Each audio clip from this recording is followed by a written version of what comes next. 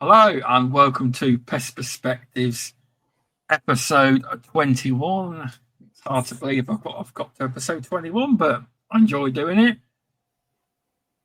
It's been such a hot day today. Melting. Can you hear my fan? Oh. No. Ah, that's all right. It's over there. But it's not too bad. I can feel it, but I can't hear it. But this week we have on Paul Westgate from Veritas Pest Consultancy. Got it right. Well, I've been practicing this. It shows. Yeah, it does, because I don't want to say it wrong. But That's right. But yes, thanks for coming on. Do you want to give people a brief of what you do in the industry currently? We're going to go through it all, but just a little brief one. Yeah, so I managing director at Veritas Pest Consultancy, an organisation that just helps people to do pest control better, people who want to improve their pest control.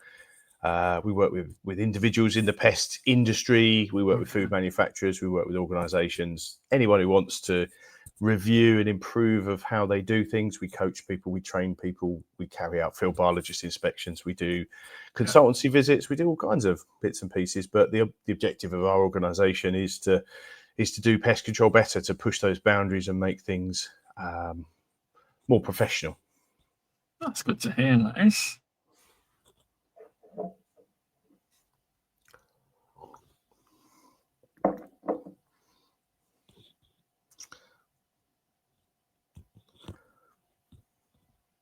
Has Shaun left me? Or have I left Shaun? Sorry, everyone. I was talking, you were talking, and then you know how it went blank and went reload. So I don't actually know what happened there. My internet's fine. Yeah, sorry about that. But no, it's me. I think I'm a jinx. I'm a jinx when it comes to podcasts. I think as soon as I go on the podcast, I break it. You're bringing that Beauties and Beasties back when you're in Germany. That's good. That's a good description. So if we roll back when you first got into pest management, how did you get into pest management? Well, so I did applied biology at university back in the 90s with a steer towards working in the crop protection industry. Okay. I started working for a company called AstraZeneca, as it was, doing trials on new pesticides. And it wasn't the dream that I thought it was going to be. I was a young man and I decided to go traveling around the world for a year, which I did. And I came back, landed back in Brighton, down where I live, and I needed some money. And I saw an advert in the local paper for a pest control technician. And it said about putting pesticides down and all that kind of stuff. And I thought, you know what? I've got my PA1, I've got my PA6. I know a bit about this kind of stuff. I've always been interested in insects. They've always been my passion in life. And I thought, let's give this a go. So I worked for a company called Pest for probably about a year. And suddenly realised I really enjoyed this sector. It was something I knew nothing about. And I spoke to Dave Clements, who was the owner at the time. I said, Dave, I want to become a field biologist. And he rightly told me that I needed more experience, and I was young, and of course I knew better. And I applied for a job at Rentokil at the time, who were looking for a biologist in my local area in Sussex. So I was taken on by Rentokil and worked for them for a number of years before leaving Rentokil and moving across to another pest control company called Roadkill Pest Control, who I worked with for a number of years. Very much enjoyed that. Did various roles: field biologist, customer support, business development. I then got a bit disillusioned with the industry, and before I left Rentokil, got disillusioned. And went out and I did some voluntary work in the Amazon rainforest, looking at frogs. Not them dead. Did you see any of them deadly ones? They reckon they can kiss you and you're dead or something. Yes. Oh, wow. That's what we're out catching: poison dart frogs, and brave man, and all those kind of stuff. Did you have to wear like seriously protective gear in case? No, you didn't. Oh, wow. Like we did take some sensible precautions. Yeah, but it was going out in the middle of the night in the rainforest, catching frogs and giving them to the scientists who were sort of cataloguing what frogs there were. I travelled around a bit, and then I got my job with Roadkill. Worked for them for a number of years before going back to Rentokil to manage the Tesco's account for a little bit. Back to Roadkill to manage Sainsbury's. And then, as these things do, Sainsbury's got re-tendered out to Ecolab, I think. And I was due to go with the contract to work for Ecolab, and decided that wasn't for me. And set up a small pest control company, very, very aptly named Westgate Pest Control. I don't know where the name came from. But I ran effectively Veritas Pest Consultancy and Westgate Pest Control were kind of merged together. I ran it with one of my best mates, Matt Hornsby, excellent pest controller. And in about 2019, I think it was just before COVID, we were sitting down having a beer together, and he just said, look, I think we should cash in our chips, sell the business. And he wanted to buy a house, get married, have another child, do all those kind of things. And it felt right. We sat down, we were just two blokes that enjoy pest control. And we created a relatively large business. I think there were 9 of us by the time we sold. So we sold our business to Roadkill because we liked them, trusted them. And that's really where Veritas was born from. So I kept Veritas going, which I've done since 2019. And yeah, that's the journey thus far. There's been a few other kind of deviations in there. Obviously, a BPCA executive board member for the last sort of 4 or 5 years. And I head up it's called the Academic Working Relation Group committee. So its objective is to link universities and pest controllers in a better way, so that we can get some more data in the industry for the benefit of the industry, because we're really poor with data. I was involved with trying to collect some data on glue boards when the whole glue board thing came about, and finding data on glue boards was challenging, and it really hampered our ability to defend our toolbox. So we got some interesting collaborations with universities. So we're putting questions to university students to try and get them to answer some of the questions we have in pest control, with the ultimate aim to do something with behavioural resistance in rodents and things like that. So yeah, it's quite exciting. Do lots of things in the UK, overseas. Get involved in some interesting stuff. I have a very unique perspective on things because I work for very small companies and I work for the biggest companies. I work for pest controllers. I work for food manufacturers directly. So I get to see quite a lot, do a lot of training for the BPCA. So I do lots of their training from entry-level technician all the way up to field biologist.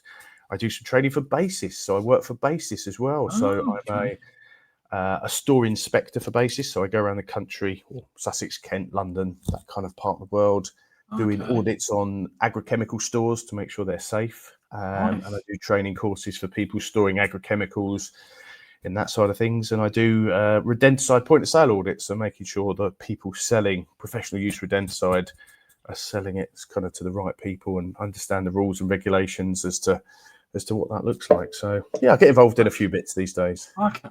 Do you ever walk up to, say, have you ever heard of the store Moles? Mole Country Store, yeah. Have you ever walked up to the shop and just tried to buy some rodenticide, professional grade? Yeah. What to see if they ask you for a certificate? Yep. On one of my last audits last year, I can't get away with it so much now because people know me, but I spied a new cashier at one of the desks, and I thought, I'm going to make this easy on myself. So I pick up a great big bucket and I plonk it on the desk. I say, I want to buy that. And the girl looks at me and she says, that's a professional use only product, sir. So I'm going to need to see some training certificates, and I need you to fill out one of these declaration forms. And I obviously explained at this point of who I was and what I was doing, and proudly announced, she'd asked the right questions. She'd asked for my certificates. She got the form out, and I said, there's no need to do that. I said I'm from BASIS, and the poor girl, the look on her face, she was terrified by this. I said, no, please don't worry. You've done an amazing thing. You've done exactly. And we called the manager over. I said, look, there's no real... obviously I had to check through some of the stuff, but I said, look, the test has been done. You have passed, and this your colleague here has done amazing. At which point a big smile came over her face, and that's good to hear, that is. So I think generally companies get it. They get it. Certainly the companies that are being audited get it. These new changes are going to cause some challenges. They definitely are. And yeah, we'll have to wait and see how it goes, because there was a big fight when these challenge changes first came in with the stores. So a lot of these people are selling to farmers. They're selling to people who, might want to buy a few buckets because they've got some stables or something like that. Yeah. Particularly the farming community. They went through this before. They went through this whole kind of, why have I got to do this? And, all the rest of it. And to go through it again for them might be quite challenging. And the fact that they can't buy off the back of their red tractor assurance anymore from next year will be huge. I don't think people realise that the work needs to be done now to get your points added on, your crew points added on. Even as a trainer, I'm learning more about actually you've got to take each 3 of the modules to get your 3 crew points. It's not a case of, run a 3-hour course on environmental risk assessments and you've got your points. You need to do the environmental risk assessment, you need to do the borough baiting, and you need to do the introduction one as well. So it's going to be really, really challenging, Yeah, mate. If I cut off again, I'll come back on. I'm not sure what's going on, but I will just come back in, just carry on talking. Yes, yeah. I'm not sure. I don't know. You said you were a jinx. Maybe something's happened. I don't know. I don't know. I don't know. But yeah, I mean, from what I understand, as of next year, you have to say you're buying off, I don't know, Lodi or Killgerm, whoever you're with, CPD body basis, etc. Mm-hmm. Once you've done your points, you'll be able to download a certificate and send it to them. That's what I've been told you do. Yeah, it is.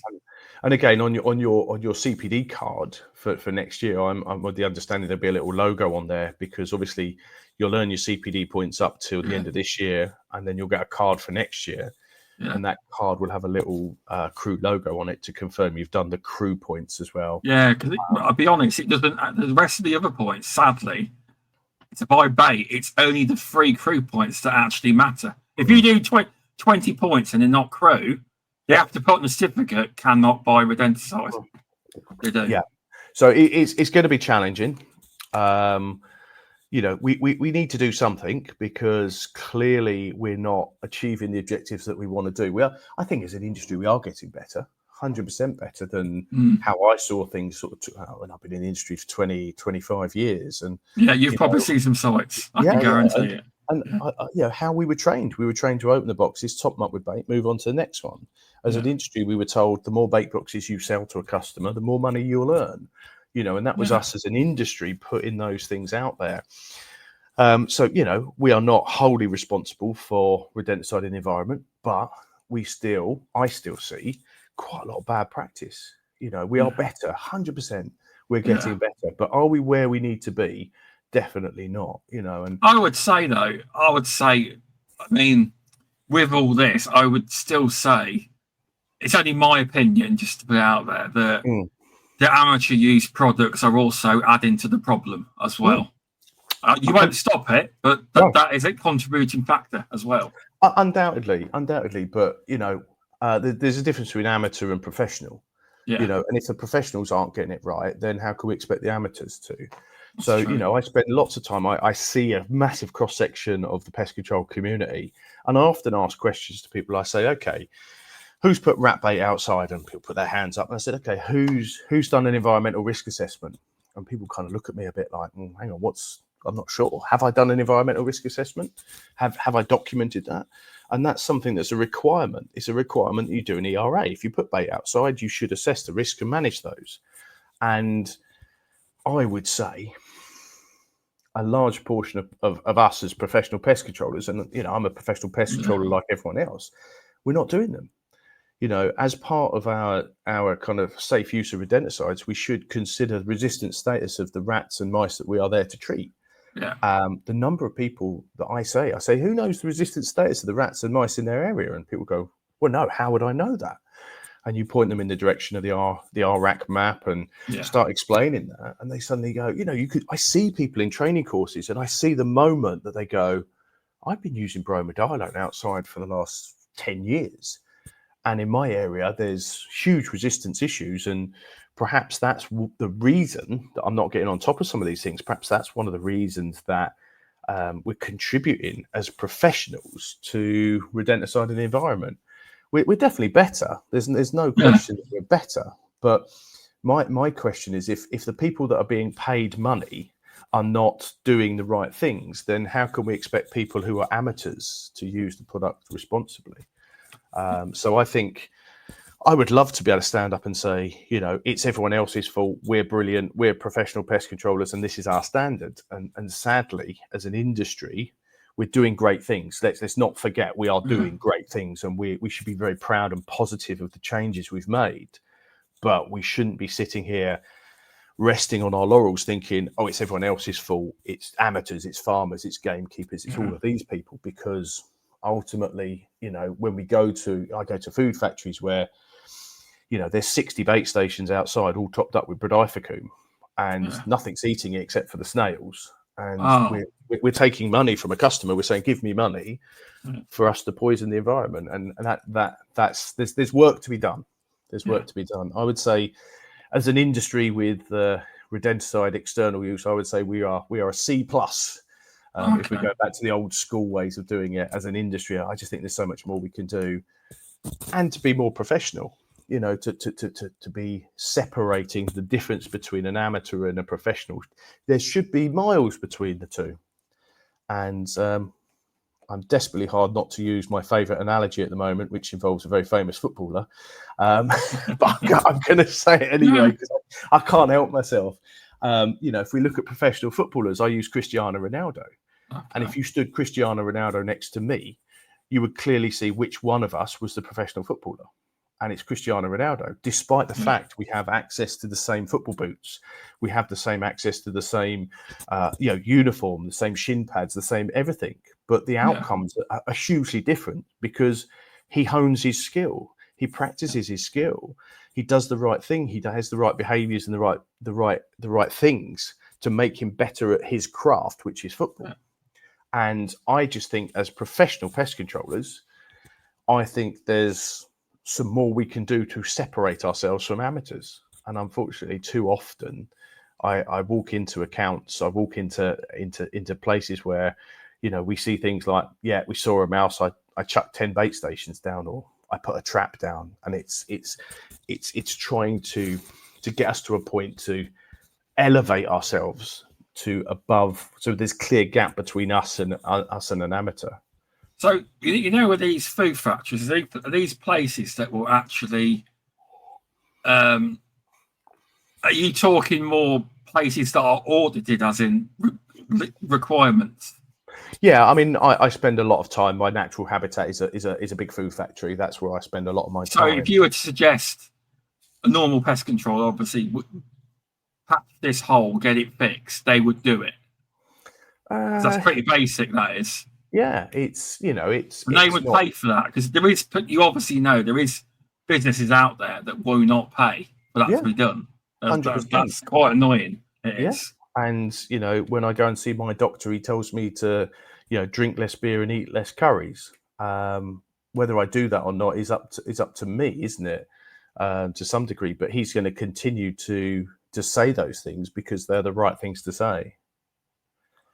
And I think as pest controllers, we've got to be making the right recommendations. We've got to be giving the right advice. We've got to be doing the right things.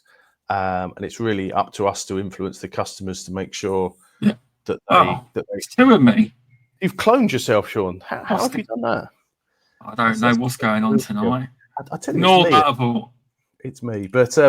But yeah, I think, as I was saying, we've got to make the right recommendations. Whether they do it or not is largely up to them.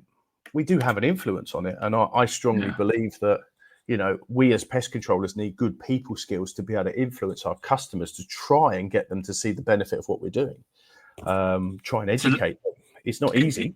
No, it's a learning. I'm learning. You got to explain it more from the value point and the point of what will happen if you don't do X, rather than saying you need to get this hole filled. You need to explain what will happen more. Yeah, because when you're in pest control, when you're doing these courses, they don't teach you this stuff. You've got to learn it. It's not in most courses to do. Yeah, the way you talk to customers. I mean, the way you put it across to them. That's what I mean. Not that you shouldn't be proofing or whatever. I just mean, yeah, I agree with you, and I think the biggest skill a pest controller can have or must have is good people skills. And quite often in some of the courses that I do, we go on to talk about customer service and how to manage customers and those kind of things. And I have this kind of approach. I like drawing a number 6 on the floor and getting someone on the opposite side of the room to tell me what number they see. And they'll often say they see a number 6. And I'll tell them that they're wrong. I'll say, you are wrong. And I'll say that's a 9. And we have a bit of a role play. We have a bit of a discussion as to say, well, hang on a minute. It really depends which way you're looking at the number as to which number it is. It's either a 6 or it's a 9. And it's only until each person has walked the whole way around the number that they can fully appreciate that from one angle it looks like a 6, from one angle it looks like a 9. And it's only then when we understand how our customers are thinking and how we are thinking that we can propose the right solution to that. And I have a really good example. I have a food factory that for many years didn't do any of the recommendations. So I'd write them big reports. I'd say you need to fill this hole, close that up, all the rest of it. And they never did it. And one day I plucked up the courage to speak to the guy and I said, why aren't you doing the recommendations? Why aren't you filling in all the holes in? And the chap turned around to me and said, look, you give me these recommendations. I've got an engineering department and they won't do it because it's beneath them. They're here to fix machines. They're here to do those kind of things. And I said to this chap, okay, I now understand. I've seen it from your point of view as to why you weren't doing the recommendations. And I said to him, would it be sensible if I got someone in from the pest control team to fill those holes in? And he said, that would be amazing. And from that day on, that food factory gets a list of all the minor proofing, gets passed to the pest controller who comes in and fixes all of that. And it was the reason we had success there was because we started to look at the problem from different people's perspectives. And it wasn't a case of they didn't want to do them and they couldn't afford to do them. There was a blockage. And it was until that we walked around the 6 to see it from different angles, to see that it could be a 6 to some people, it could be a 9 to others, that we finally went, actually, now we know what the problem looks like, let's come up with a solution. Doesn't work with every customer. Some customers, you need different approaches. But our skill set as pest controllers we should have customer service training. I say to many people, I do customer service training for some companies that bring me in. They want to know about how to manage customers and that kind of thing. And I think it's part of that journey from being an amateur to a professional. We should have customer service skills. You know, I say to people who come on my course, I say, has anyone got customer service skills? Has anyone had customer service training? And a few people put their hands up and they say, yeah, I worked in a bank, I worked in a shop, I worked in a cafe. And the first thing they taught us was customer service skills. Have you had any since you've been a pest controller? No. And again, that's part of for me personally, we're at a C+ level. To get to the A's, to get to the A stars, to get up to the Cristiano Ronaldo level, you know, customer service is vital. It's imperative. It's the difference between getting a customer to see what you want to do and getting them to action it, or it's getting those callbacks, it's getting those dissatisfied customers because you're not winning the battle. And we both know, we all know, anyone listening to this knows that most pest control is actually done by the customer. You know, sort your bins out, clear up, proof that, sort that out. You know, we come along and we monitor and we pick up the stragglers, so to speak. And it's the customer that does all the work, really. Yeah, it is. I'm going off my phone at the minute. I reckon that's the best because I don't know what's happening. It's really, I've never had it before. But I tell you what, if this goes off on my phone, definitely jinxed.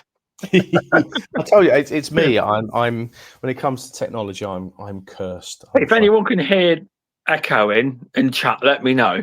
Because I've never done it off my phone before, but I thought I'd try that. But you got some great points there. I heard the majority of it, but that's a good way. You are right. There's obviously blocks sometimes, and it could be you could say, "Do you want me to do it?" And then you are right. It could be that. It could be basically they're paid a lot more. They don't see why it should be their job.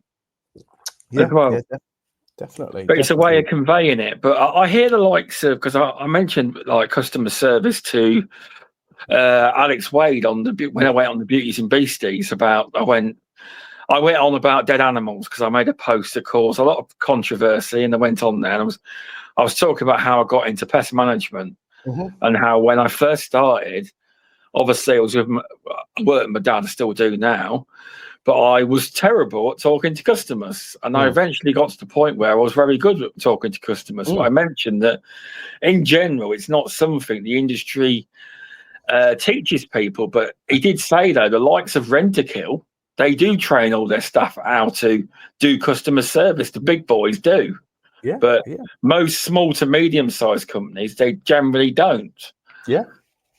And generally as an industry, we follow similar training patterns. We know how many poos a mouse does, and we know which law says that we've got to control rabbits on our land, and this is what we say are the right things to do. And I think to myself, if Cristiano Ronaldo was a pest controller, would he be working on his customer service skills? You bet your bottom dollar he would. He'd be practicing those. He'd be working those, because he would look at things and say, ultimately, I want to get the things that I need to, which is to get pests, to get premises pest free, and in order to do that, I need to influence customers. Yeah, you do. It's it's a learning skill. I'm getting there. It's not always easy. Sometimes we've just filled the hole for nothing because they wouldn't do it. I just did it myself. I'm sorry, not going to charge you because it won't get done. Basically, sometimes you have to do that. Yeah, definitely. And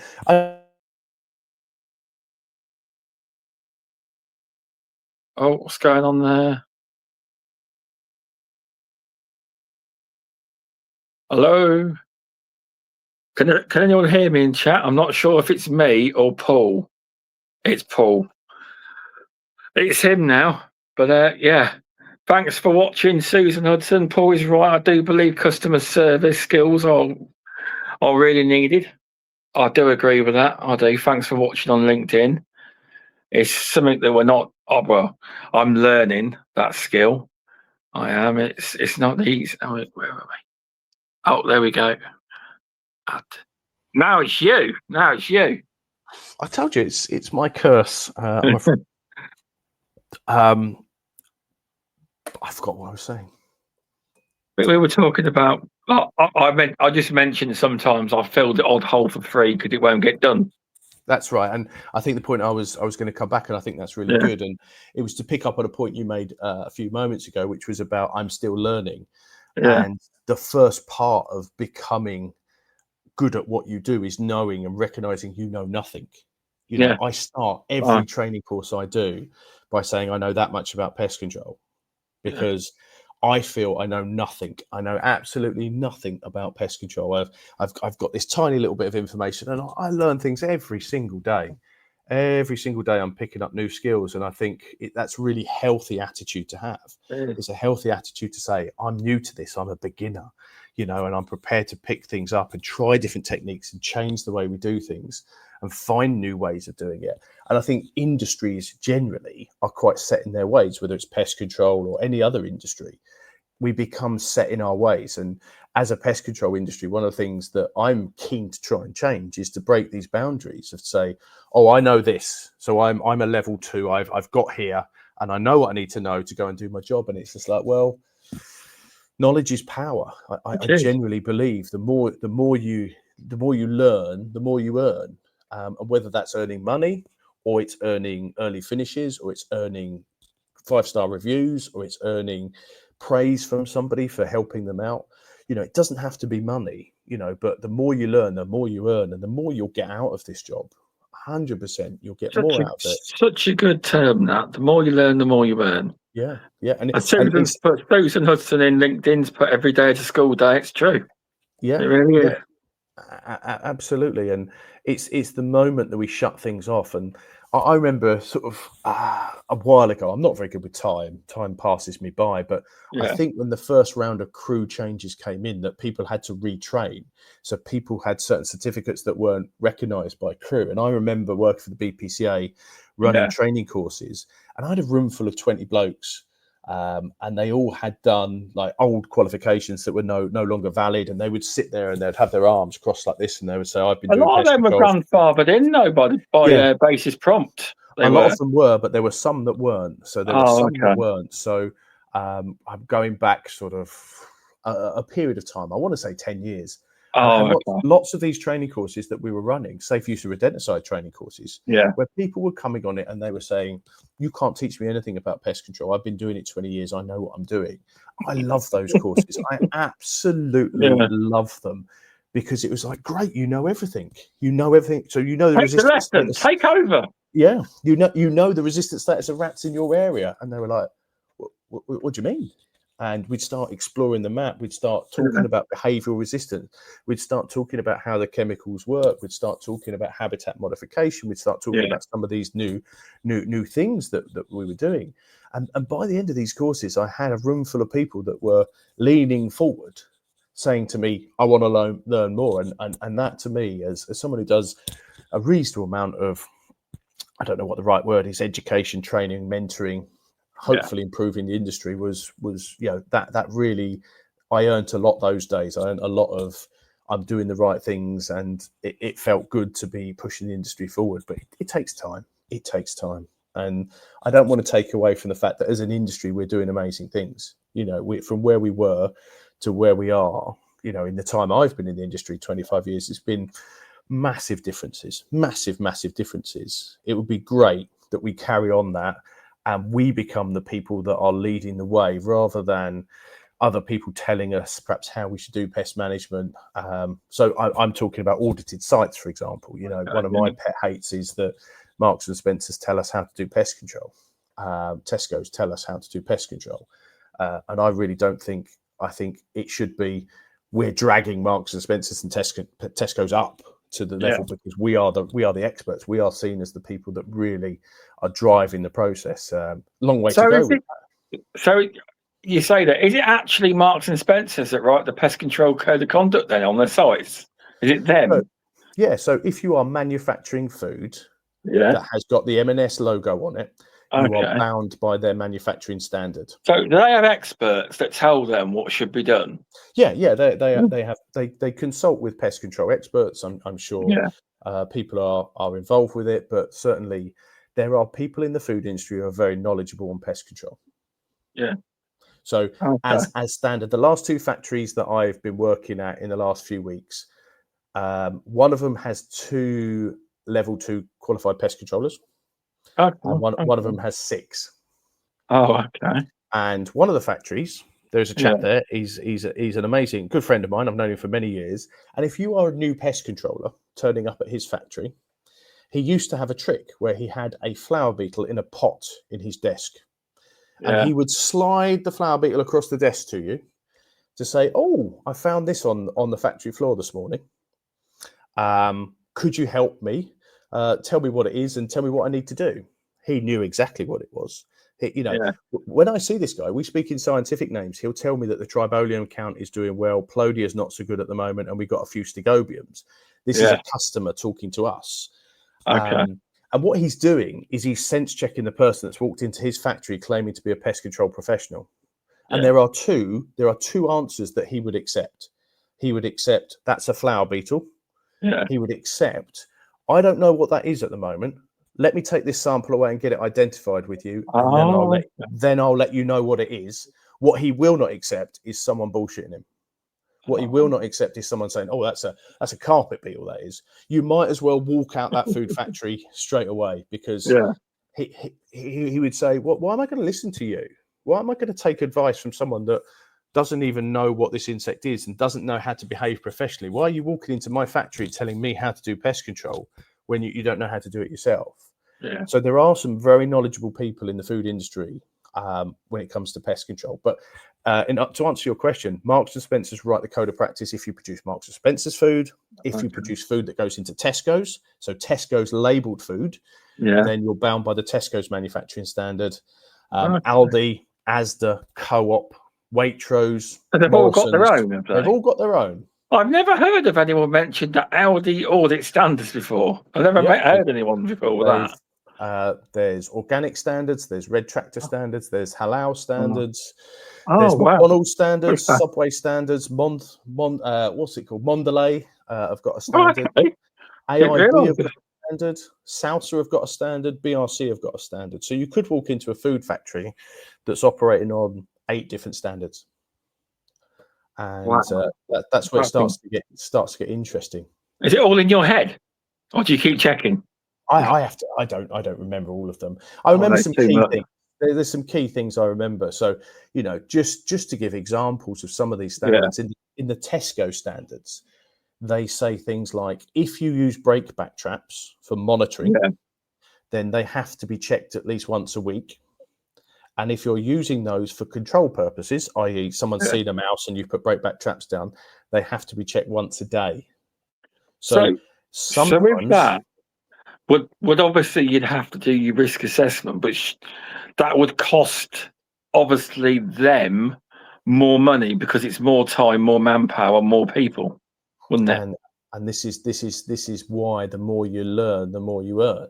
I've seen people go into food factories and say, "Oh, yeah, we'll service this factory for 50p," and they've gone, "Oh, hang on a minute, if you get one mouse in here on the M&S standard, if you get a mouse inside a food factory, you have to do a follow-up every other day.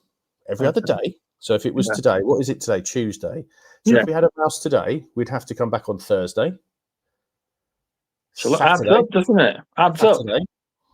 Monday, and then 7 days after. So you're doing 4 follow-ups for every mouse in a food factory. Wow. So you've got to be charging something, can't you?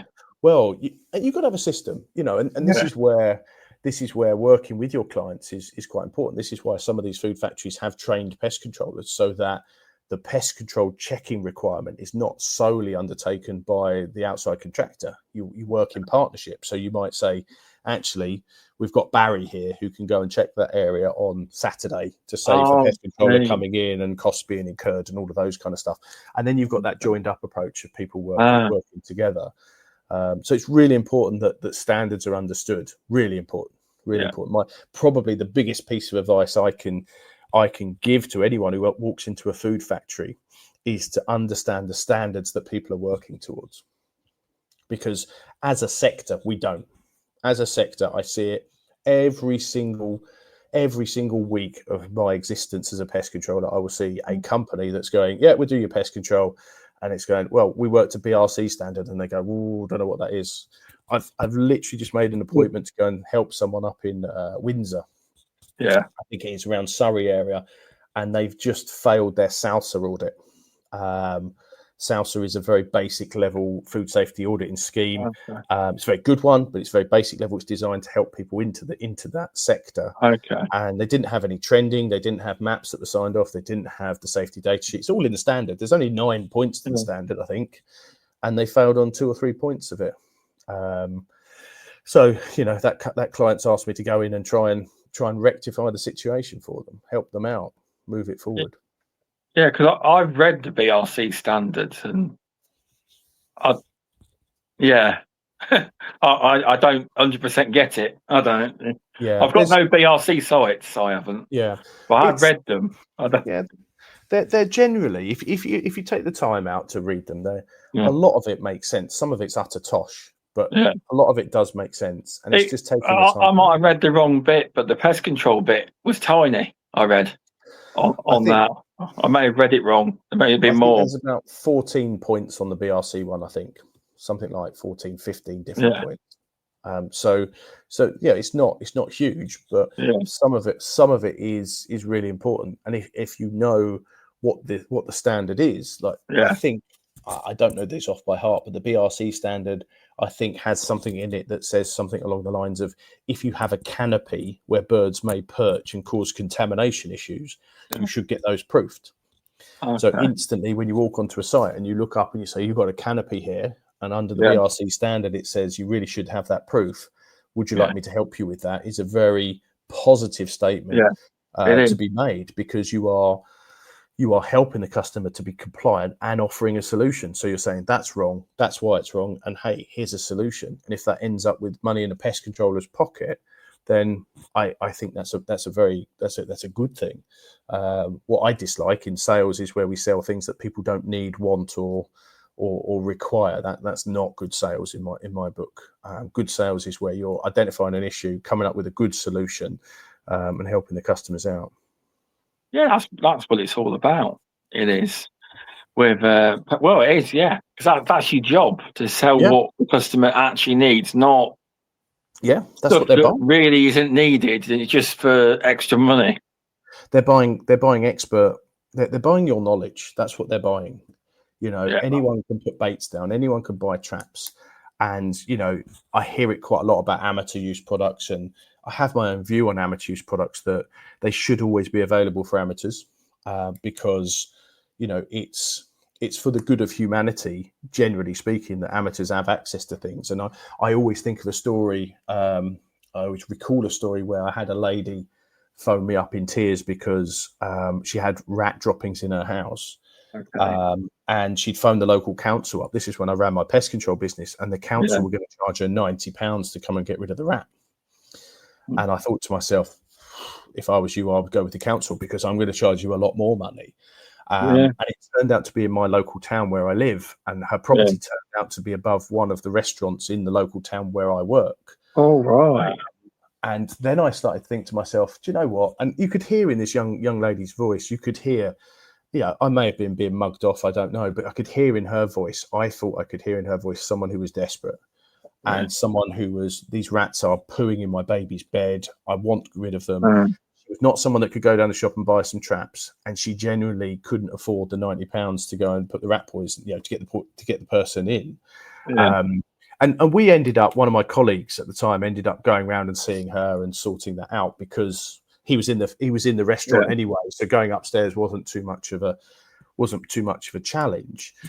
And so I think amateurs do cause damage. They do cause environmental pollution.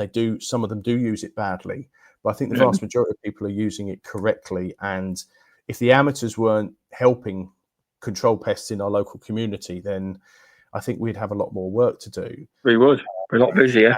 But I wish they'd read the be honest, I don't think amateurs generally read the label. I will challenge any professional pest controllers right now to make a statement of when was the last time we read a label. Yeah. Because I myself, I've been caught out with this kind of stuff before. I remember a few years ago we did some burrow baiting, and someone said, I just mean basic things like you've been given bait and it says put it in a box and it's chucked around the garden loose. Oh, absolutely. But that's what I mean in regards to that, because I have seen it and I've said, you must pick that up. I picked it up and put it in a bag. I was like, this needs to go away. Yeah, that's not how you do it. I absolutely agree with you. There's some absolute, you can't legislate for all people. Yeah, but not all people are like that. Obviously, I'm not saying that. And I sometimes challenge people, and I have a phrase. I like to positively poke people. I like to get people thinking. I like to challenge people's mindsets, because I often say on training courses, I say, okay, let's ban amateur use rodenticide. So what else? What else is dangerous? What about the plumbers? What about the plumbers? Are they going to turn around and say, actually, amateurs shouldn't be able to play around with the plumbing because they could flood someone's house, they could cause damage? Yeah. Then the electricians are going to put their hands up and say, right now, I can buy everything I need to rewire a house. Yeah, I could go down B&Q, I could buy all the bits and pieces, the screwdrivers and whatever. I could set fire to someone's house like that. Can I go to the Halfords and buy stuff to change the brake discs in a car? Yeah. I don't know how to do that. I could do that on my car and kill someone because I've done that. So it's kind of then looking at what else is going to be, if you're stopping that in our sector, are you then stopping something else? I also say to people, how many of us paint our own homes? How many of us do our own decorating? Well, we do at my house, but yeah. I have to be very careful here because my wife is amazing at decorating. My missus does decorating. I'm terrible at it. I'm glad you said that because I get a lot of stick for that. And if I'm terrible, honestly. I am. Why are you talking about decorating? You don't even know what decorating is. But how many of us pay money to get a decorator in? Not many. Not many of us. Why don't we do that? That's the question, and it's not directed in any way. Yeah. But why don't we do that? Why don't we do that? Paint's dangerous. Paint's harmful. Yeah. You know, Don't think about it that way, do you? Why are we not spending our money? And for me, it would be because I can't afford it. Yeah. And then we're starting to put people into a position. If we ban amateur use rodenticide, this is just my opinion, but if we ban amateur use rodenticide, we then push people into doing other things, and they may be things that are, you know, against animal welfare, which is something I'm very pro. Making sure we, you know, I'm very respectful for the animals we control. Yeah. I've got a lot of respect for rats, pigeons. It's always be careful what you wish for as well, isn't it? Yeah, it is, because like obviously with the there's been a lot of people don't realise, like, you know, when the glue board legislation came in, I had to correct a few people and say, actually, the BPCA were a very vocal part of trying to stop a lot of what happened. And from what I understand, no expert in it, they basically ignored the pest control experts and steamrolled ahead, is from what I gather. Yeah, but a lot of pest controllers that are not in trade bodies or don't look at the latest things presumed it was the trade bodies doing it instead, and it wasn't. It was the government. But to the BPCA's credit, I think the MPTA helped, but BPCA did have a massive. Well, they tried massively hard to try and keep it in a toolbox. Although it is in a toolbox, most companies aren't bothering anymore. Yeah, it's just not worth it. And it's a flawed piece of legislation, and I do have conversations with Natural England on this, and you know, it's one of those things that, as you rightly say, it was, you know, I was part of the team. We were all on the board, given different sort of areas to look at. And myself, along with Dr. Mike Ayres, we were looking at the scientific, the technical, the geeky stuff as to could we find anything in the literature that would give us evidence. And that was where really the birth of the academic working group came from, because we really struggled. We could find loads of scientific evidence to say how bad glue boards were. We really struggled to find any, actually, these are really useful. So it was tried really hard, but unfortunately the voice of people who want to support animal welfare, which the pest control industry also wants to support animal welfare, their voice was much louder. And this is why it's so imperative as an industry, whether you are NPTA, BPCA, whoever, it's so important that as an industry we have a unified message that is, we need to work professionally, we need to be trusted with our tools, we need to lobby, we need to get into Parliament, we need to influence the right people, get into the rooms where the politicians talk, to be able to influence stuff. And at the time at the BPCA, we employed a contractor, a lobbyist who was actually working. I used to call him the mole. He was working in Parliament. So he was somebody who could open doors and get into conversations with people.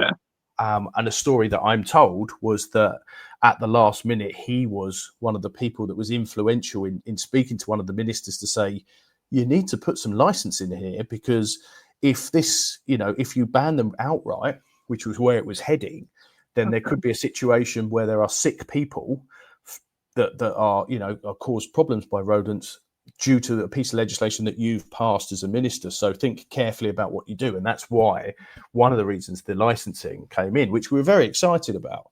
However, it just turns out to be a completely flawed piece of legislation. And I will state categorically that it's done more harm to the welfare of rodents than it has saved. And I'll give you some statistics. So I'm very lucky. I work with lots of different organisations, and I was working with an inner city London council recently. And I posed the question to the people that I was doing some work with. I said, how many of these domestic properties you turn up in London are the customers, are the clients, are the residents using glue board? And I got them to write down on a piece of paper.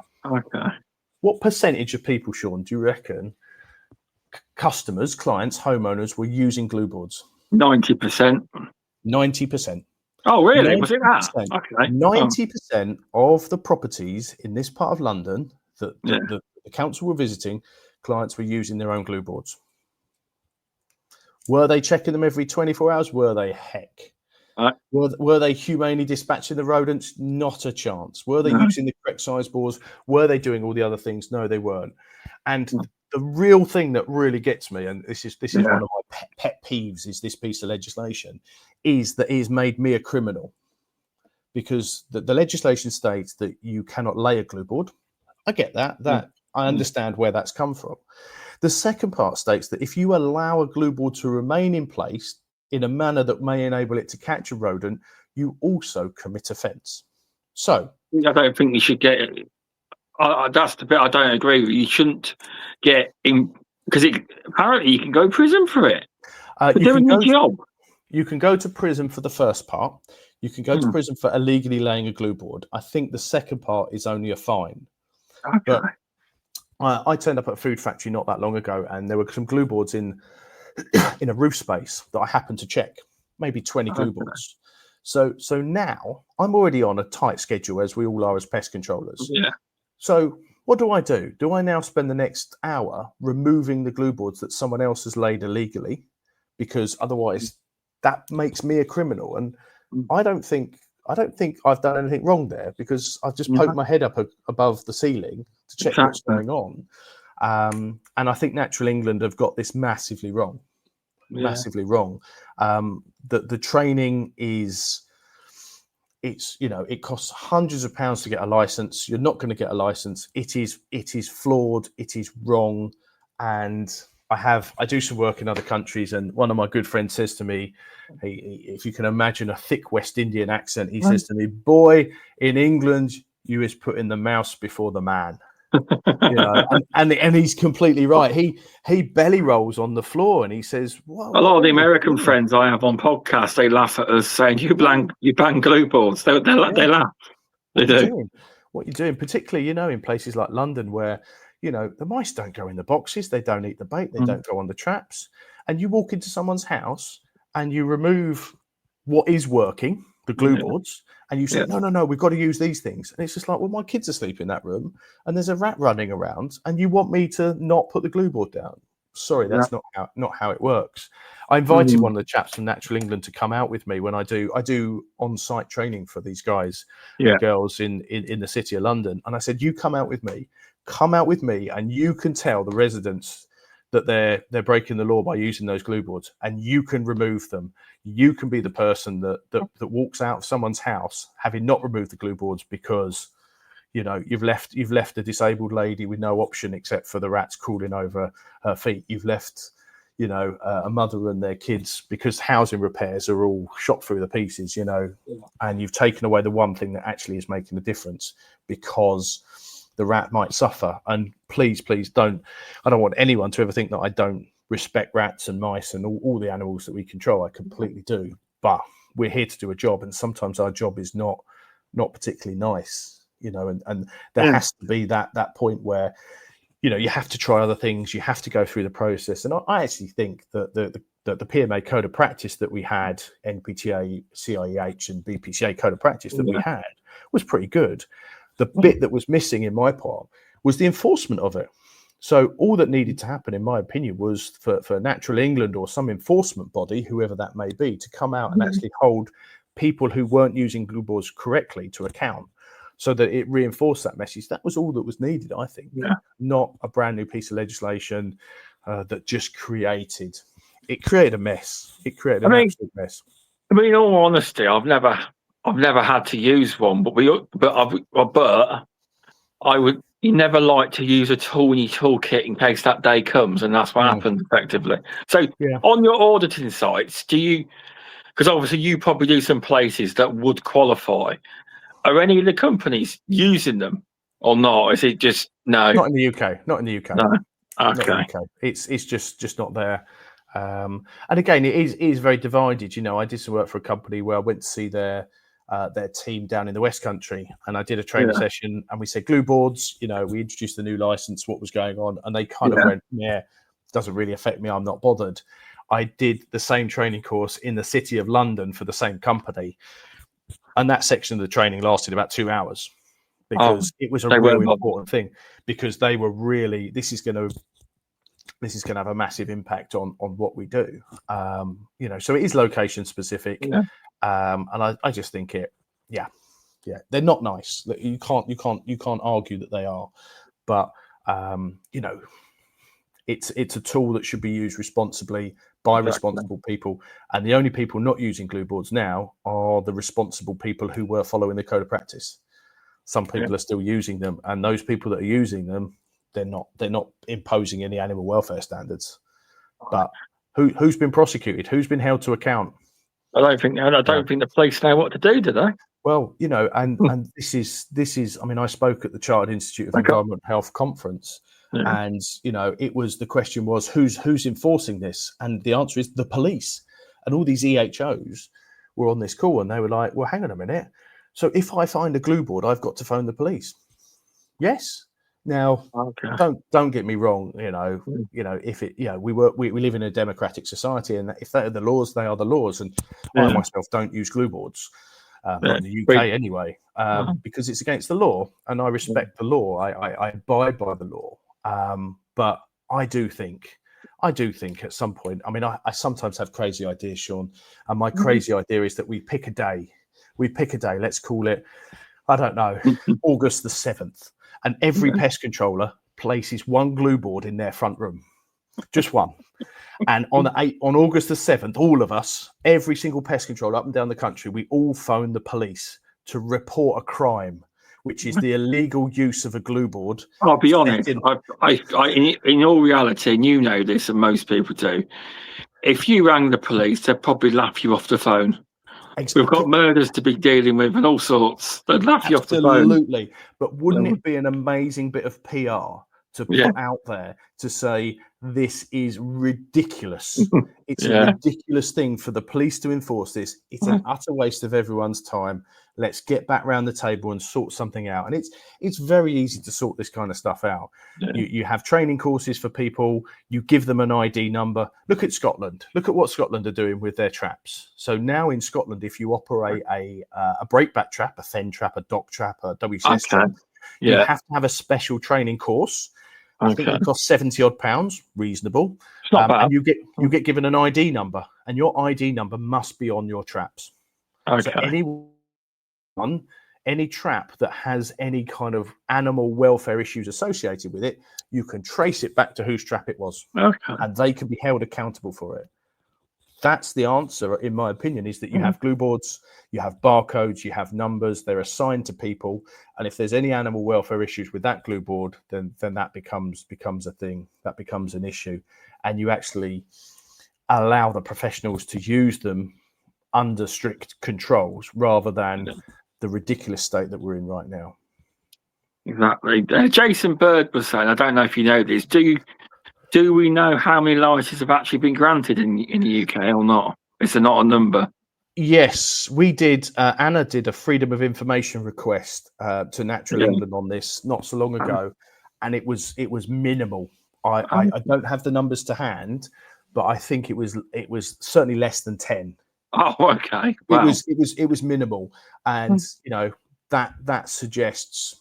What does that suggest? It just people are scared to use them in general. Will not apply for the license. So and it's a and maybe Natural England is sitting there going, "Oh, this is successful. We've reduced glue board numbers down."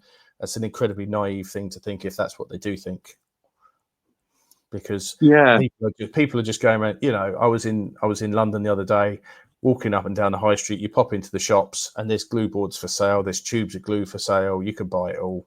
Buy it all. And what would you do? It's a big insect trap.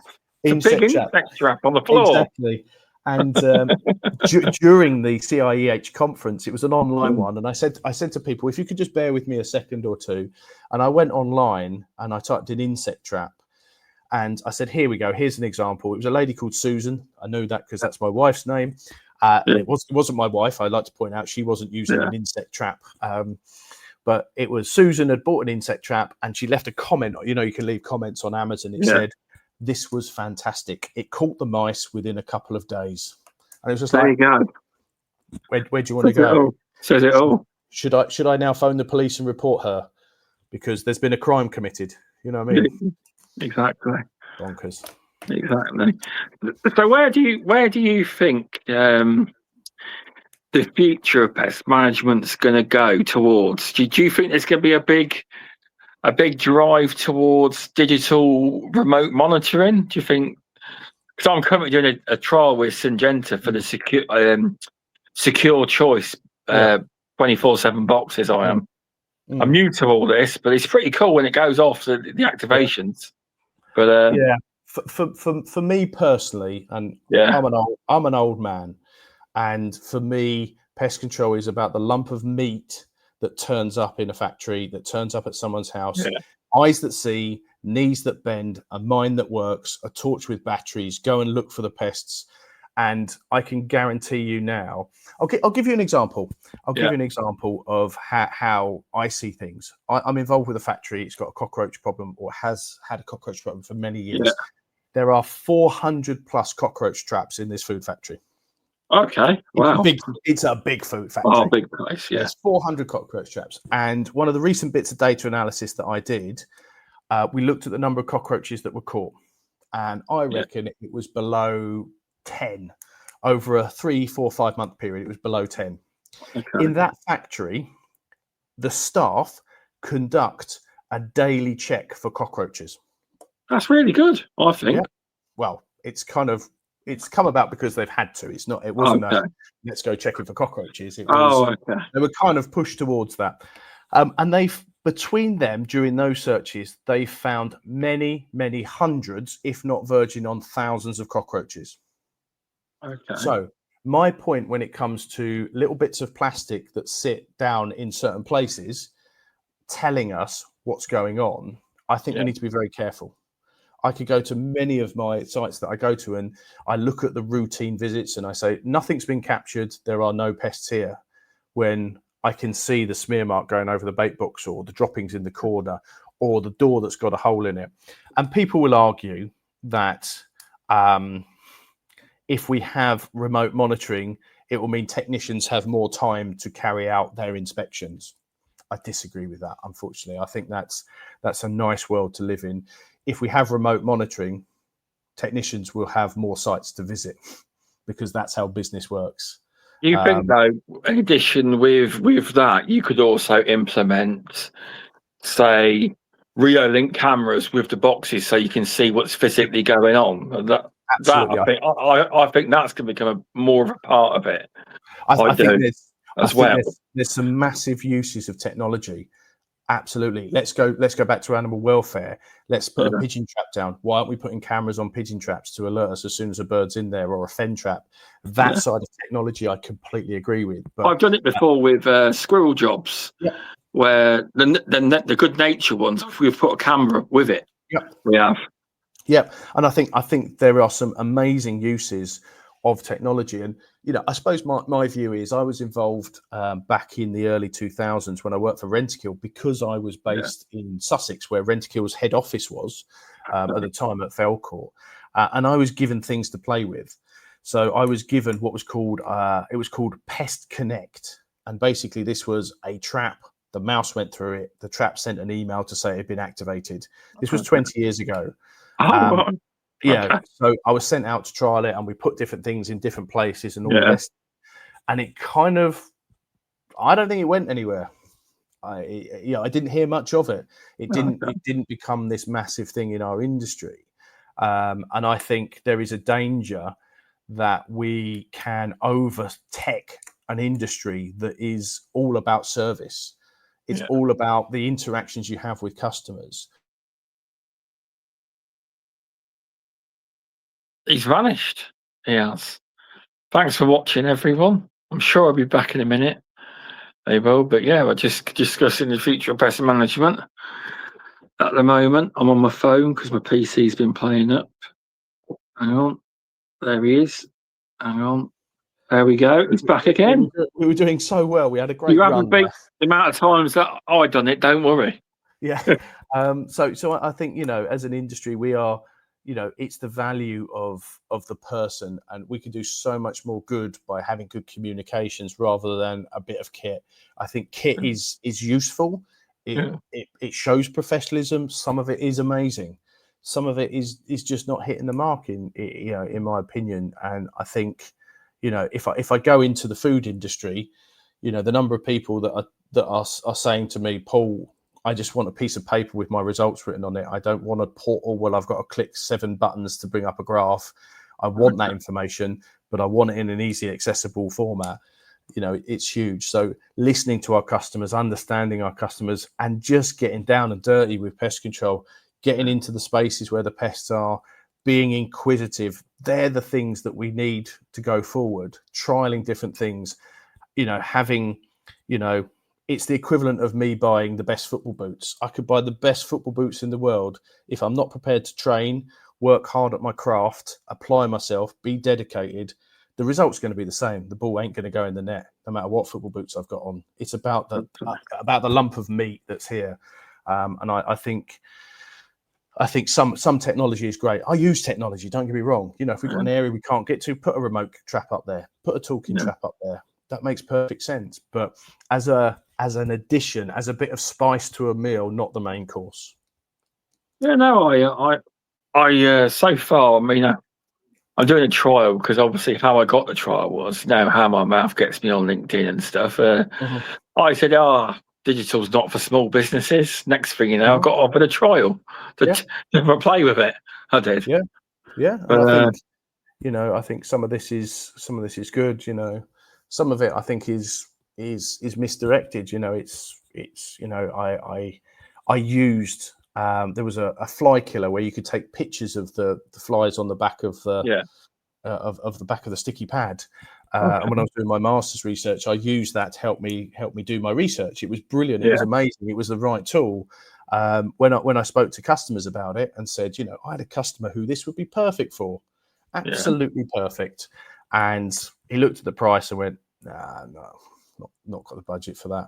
And this was big food. This was places that did have, it's just not quite. Maybe it was my sales technique. Maybe it was my. I don't know. It is quite hard to put that across if it really is a lot more. But yeah, I can't get away from the fact that pest control has been, will always be about the pest controller. It definitely is. But that's one thing that although the bots can tell you've had X amount of activations, you could still have a problem somewhere else where they haven't gone in because they won't always go in a box, will they? And it wasn't in the UK; it was in a different country. But a company was doing some work, and there were some rats in the basement, and they were using these super duper boxes that told you if it went in and all the rest of it. Yeah. And we weren't catching any rats.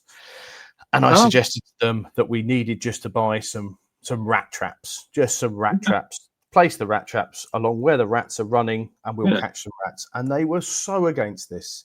They were like, oh no, we can't do this, and we won't do this. It's got to be in a box. In the end, we beat them down. And they put the rat traps in. And guess what started to happen? It was like a massacre. It was, rats were being caught. For months nothing was caught. Now rats were being caught on a regular basis. It was a £2.50 solution where they'd applied a £500 solution. And what had happened there is the technology, as it often does in big companies, I've seen this myself in some of the organisations I've worked for, the technology comes in and the technology becomes a sales thing that people sell to people. Oh, you must have this. And this is what was happening. Like I say, it wasn't in the UK, but the pest controllers were trying to say, it's illegal for us to use a trap outside of our super duper, really impressive box. Is it? No, it's not. I suppose as long as as long as the area is secured and no one can get to the area, if it's sealed off and it's somewhere where no one can get to it, it's fine, isn't it? Is that correct? Absolutely. As long as it's safe. Yeah, I mean, there's lots of pieces of legislation that come into play, but anything you put in place should not harm other people or other creatures, and should not cause unnecessary suffering to the animal you're trying to capture. So if you put a breakback trap down, so long as you position it in the right way, you use it in the right way, you check it the right frequency, use good quality traps, and you position it correctly, then that's perfectly okay. But technology got in the way. I think technology got in the way of this organisation of just saying, no, we sell the technology to you as a customer. That's what we do, and we have to be careful of that because in some instances it's the right thing to use. Okay, so what with regards to digital, I'm not on about actual monitoring now. I'm on about because we made the switch because we were paper treatment reports and everything we were. And back last year, we went to Pest Tech, and because I said to my dad, I want to go digital. Yep. I wanted it for ages to go digital. Yep. So we had a look around all the stalls, and in the end, we decided to go with Powered Now. And I tell you now, we started rolling it out to clients in February last year. And I tell you what, my dad absolutely loves it now. He thinks it's so easy. Yeah, he can talk to the tablet. He can write what he's saying. He thinks it's great, and all of our customers like it too. Yeah, because he thought that everyone would hate it. But we've also said though, if you still want to print out the paperwork and have it in a book, you can, but we won't be doing it. You can, because But I think it's.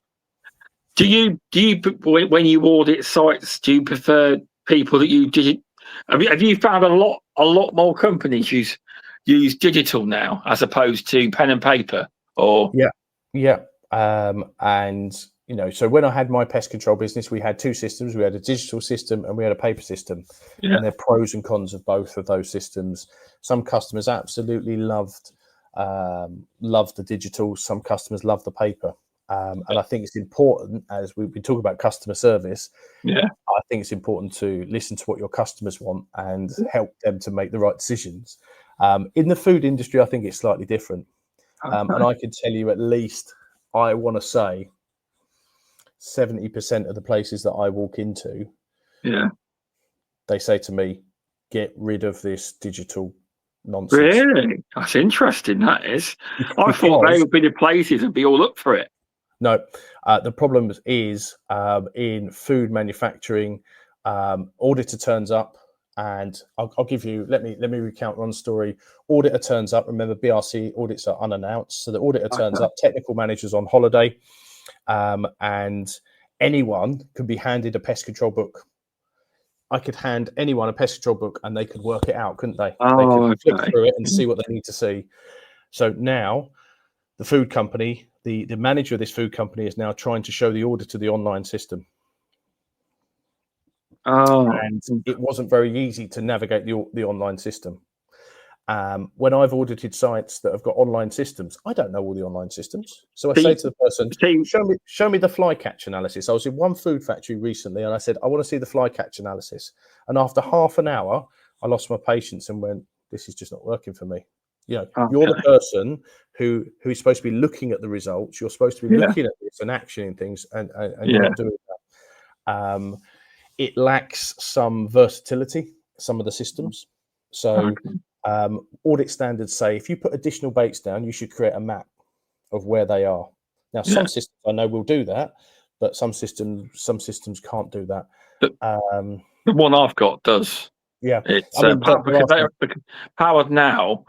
Although they're not as known in pest control, I'll take my hats off to them. If you've got anything you want putting on or additionals, or you're not just a number, they will take your feedback 100% and do it. They will. And I'm not anti online reporting. Yeah, I will say, in the food manufacturing sector at the moment, most of the people I'm interacting with give me a folder with a map. With reports that I can action rather than an email, and some challenges that are well, we've seen it ourselves with internet connectivity.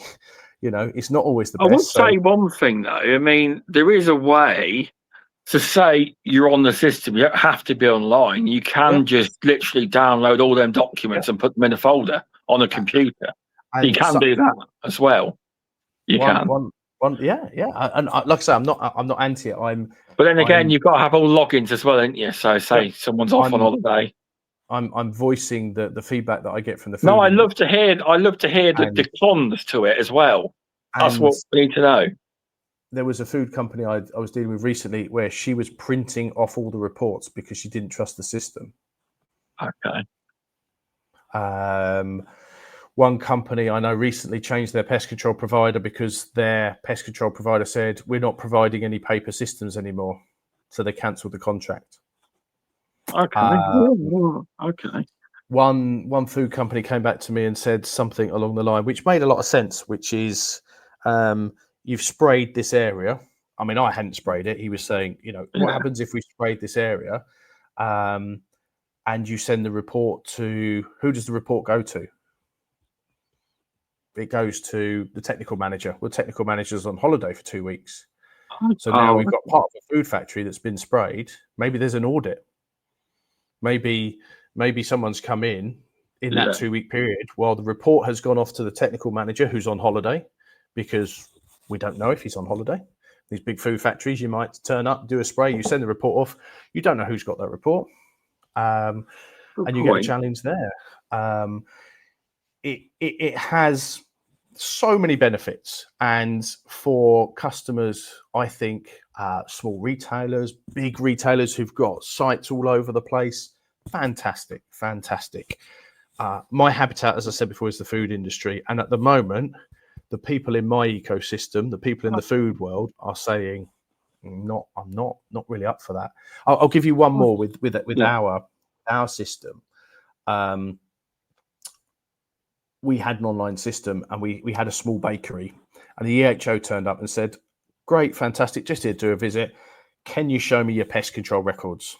And off the guy goes to his computer, and he starts trying to search for all of the reports that have been sent through, because I don't know if he's probably like me. I get hundreds of emails a day. So they're all sat in his inbox, and he's trying to find them all whilst the EHO is standing there for 20 minutes. During those 20 minutes, the EHO has already written out an improvement notice that says, I'm giving you an improvement notice. I'll be back in 3 weeks' time because I don't believe you've read, you've actioned, you've understood your pest control. Good point. That customer was on the phone to me, shouting at me, saying, you caused me a non-conformance. You caused me issues with the EHO. Why can't I have a book? So we gave him a book. I had other customers. I had a pub chain that I used to look after that were on the online system. And if I said to them, I'm going to give you a book, they would have kicked me off the contract. Oh, okay. So I think online reporting for some people is amazing. Absolutely amazing. I think in my world, it's not there yet. And I don't know whether that's just because audits are done generally. I shouldn't say things like this. I'm being terribly stereotypical, but auditors who turn up at food factories generally look roughly like this. They are people who've been brought up on pieces of paper.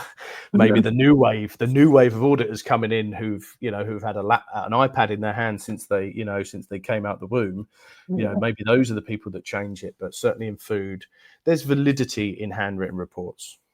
I love the counter perspective from what you're seeing, because I was expecting you to go, digital's great and everything. And I love that perspective from the sector you're in. It's the truth. People listening will probably, some of the pest controllers probably will know exactly what you're talking about. They prefer paper. We don't actually, to our commercial clients now, we actually do paper reports. I think we've got one left. Yeah. We haven't convinced them to switch over, but everyone else has. Yeah, it was quite interesting, because when I had my business, and like I said, I sold it 2019, we found that the electronic reports to the domestic customers worked really well. They really got a lot out of that. Oh, they love it. They do. Yeah. It was, they don't want pieces of paper, but the food industry is very much, you need to be audit ready in 45 minutes. You need to always be audit ready.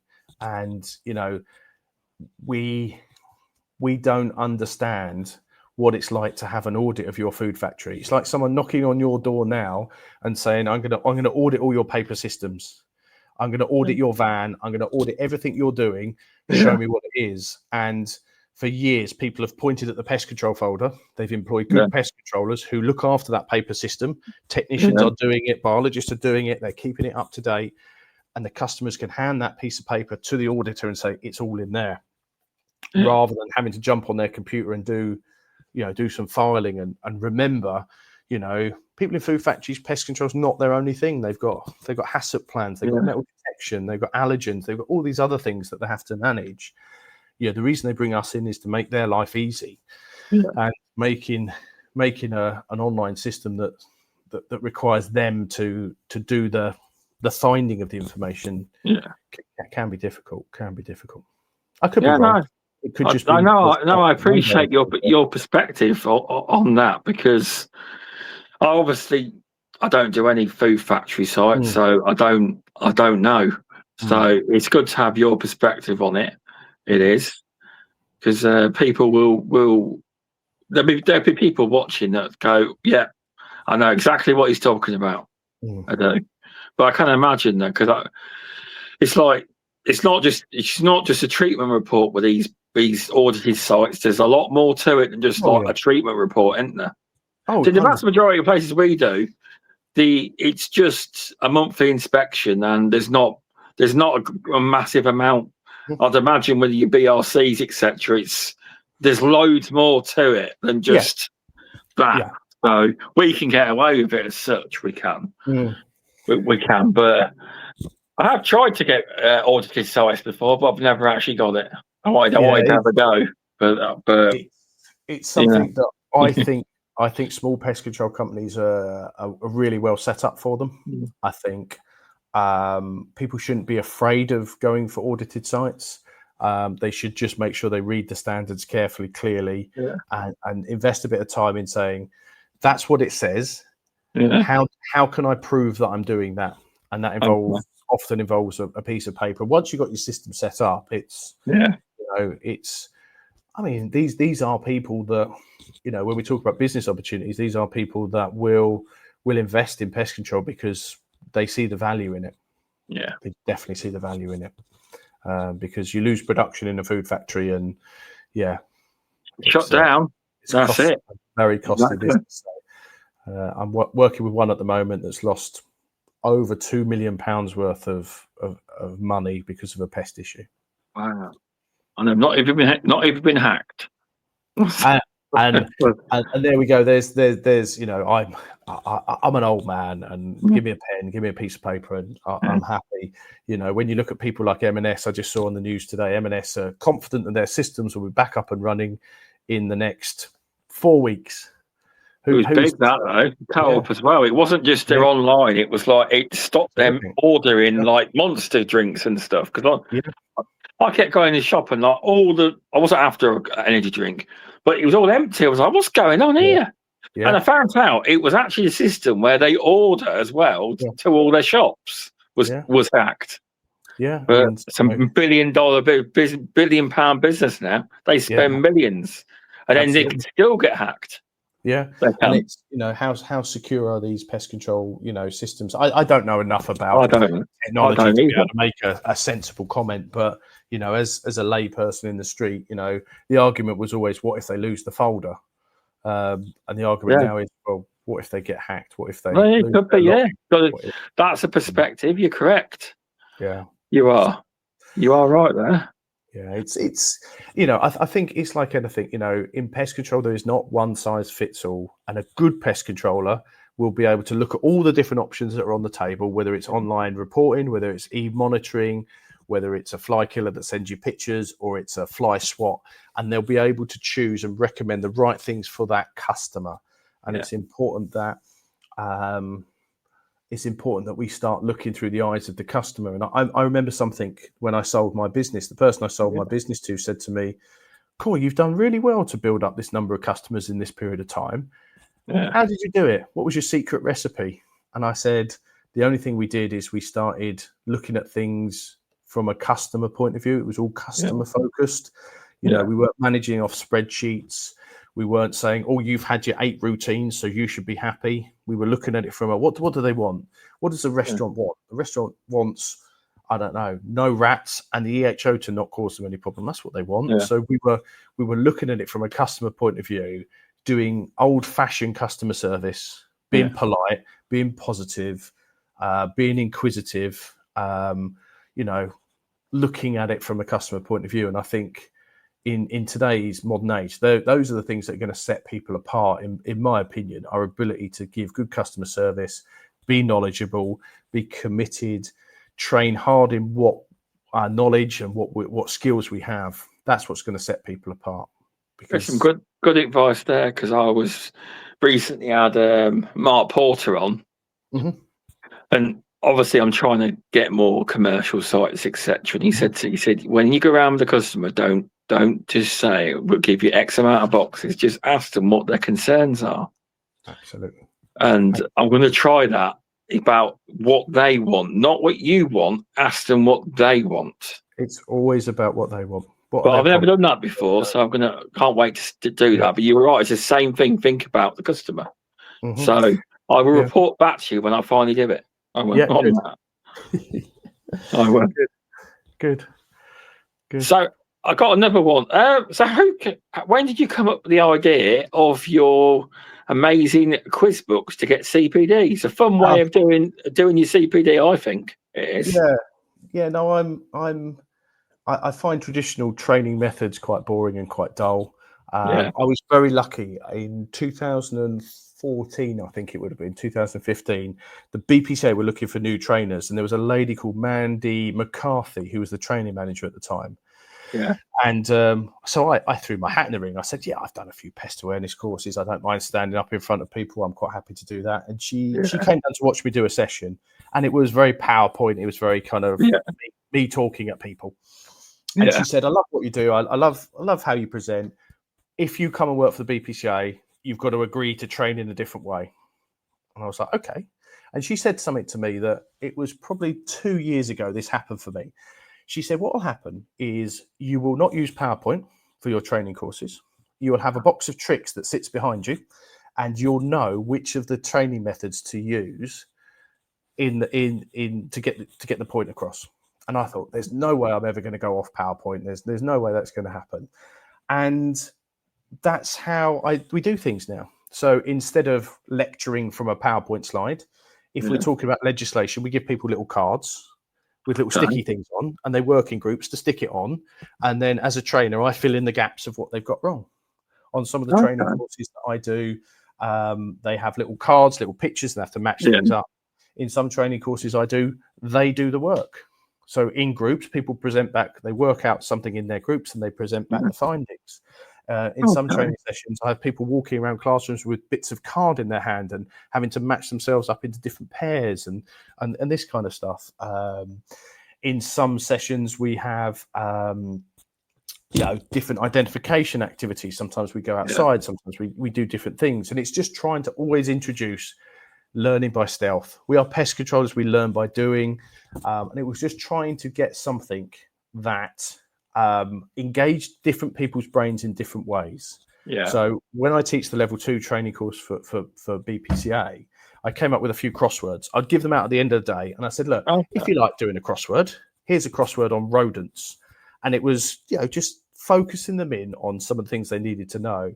And then one day I thought, actually, I travel a lot for work. I'm always on a train, a plane, a car or something. And I started keeping a book. And I kept this book for about 18 months, full of all of my little crossword questions and things like that in it. And I have an excellent person who works with me, a gentleman called Paul Westgate, who's absolutely amazing at all my IT, does all my e-learning, that kind of stuff. He helped put it together. And then I have another fantastic person who works with me, a lady called Anna Mullins, who I'm sure you know. She came along and she did her magic marketing, brought it all together. And the only thing I dislike her for is she made us put the word volume 1 on the front of it. Which suggests when's the next one for me? I've got to grow some hair back to lose it again doing that. But yes, there is one. I'm an entomologist. Insects are my thing. So the next one that I've got it's starting to be developed at the moment, is going to be very much geared towards insect identification and helping people to improve those skills, which is... I think the insect cards are great as well. Yeah, again, Paul Westgate was amazing support on that. He helped me through those. We've got another set that have just come out, which have got birds and mammals and poo on it. I'll have to have a look and get. I haven't got any of the car. I've just got the book at the minute. Yeah, but I'm doing a diploma. Well, I've got to start doing. I'm doing entomology, a diploma online. I am. Wow, fantastic! Yeah, 150 hours it's going to be. There's no time limit on it though. But that's I want to try and get better at insect identification. Yeah, I can generally tell you what the normal ones are, but I'd love to go, yes, by looking at it, it's this. Exactly. I would love to do that. And you'd be more than welcome. We do practical insect identification courses. It's something that I'm really passionate about. And it was funny, I was with a company recently and one of the chaps said, "Oh, we found this insect. What is it?" It turned out to be a biscuit beetle. He did the right thing by getting it identified, but that process took a week. So it meant that his treatment was a week behind. Okay. And if he'd been able to go there with the skills of saying that is a biscuit beetle, we're a week ahead. And I think that's really important. Making sure we get these IDs correct is great. And there are some workarounds that we can use to do that. Understanding insects. I've studied insects all my life. I've got a master's degree in entomology. I know absolutely nothing about insects. But the key thing is to be keen, be fascinating, and accept. Is that a PhD? Not a PhD. The one below it. Yeah, below a PhD, just below a PhD. It's a master's degree. Paul Westgate. That's the next thing on the agenda. Hopefully, my wife will never listen to this because that's a big step going forward. It is. I would love to do it. I would love to do it. I mean, I don't have the time at the moment to do that, but.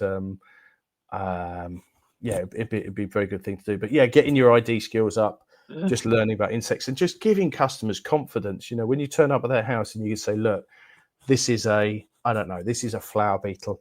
So when we're looking for where the flower beetle is breeding, we're looking at these types of habitats as opposed to these types of habitats. It gives customers confidence. That's what they want. A lot of the time in pest control, a lot of people I find need reassuring. They want someone to go, it's okay. I understand this issue. I've dealt with it before. You're in safe hands. Let's work as a team. Let's get this done. Right. Let's go. I'm quite good at that. When I can see customers petrified, I am quite good with them. Yep. I am. Yeah. It's a big skill. It's a big skill that's needed. Well, I've learned that. I can generally sense it because they're all panicky and they're like, I was like, be okay. They're in your loft. They're not in your house. Well, they are in your house, but they're in your loft. But I have learned how to. You can tell usually, and that sometimes they ring you 400 times a week as well to tell you. But you got to try and reassure them. You have. Yeah. Not had a customer in a while, but they you generally try and reassure them. I said, I've done this a lot. I know what I'm doing. Yeah, and with insects, you don't have to know everything.